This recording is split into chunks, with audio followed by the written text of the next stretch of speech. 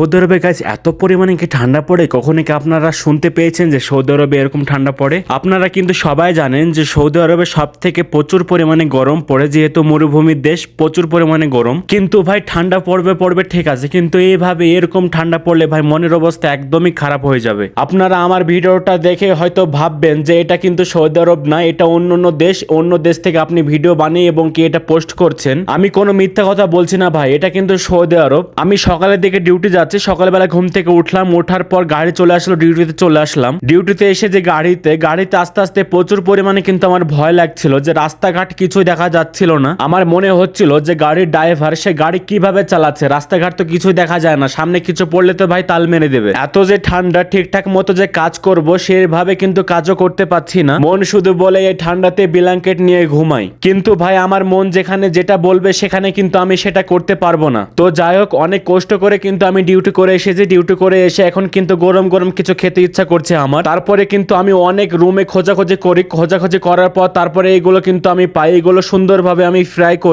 করা কমপ্লিট হয়ে গেছে। তারপরে সব বন্ধুগুলোকে ডেকে একসাথে বসে সবাই কিন্তু মজা করে, এবং কি শীতের মধ্যে এই যে গরম কিছু খাওয়া, এটার মজাটাই আলাদা। এই শীতের মধ্যে সত্যি এগুলো খেতে অনেকটা ইচ্ছা করে, যেমন চা বলেন, কফি বলেন, ফ্রাই এবং গরম জিনিস। আপনারা হয়তো মনে করছেন যে ইন্ডিয়া বাংলাদেশেও তো ঠান্ডা পড়ে ভাই, তাহলে আপনি কেন এত ঢং করছেন? যদি ইন্ডিয়া এবং কি বাংলাদেশের মতো ঠান্ডাটা এখানে পড়তো তাহলে তো ভাই আমরাও সহ্য করে নিতাম। আমরা তো ইন্ডিয়ার বাংলাদেশেরই ছেলে, যেখানে সহ্য না করার মতো যদি ভাই ঠান্ডা পড়ে তাহলে ভাই কিভাবে সহ্য করি? এত শীত পড়েছে ভাই, বন্ধুদের বউ নেই, এর জন্য বন্ধুদের মন টন খারাপ হয়ে গেছে। বন্ধু এভাবে মন খারাপ করে বসে আছে।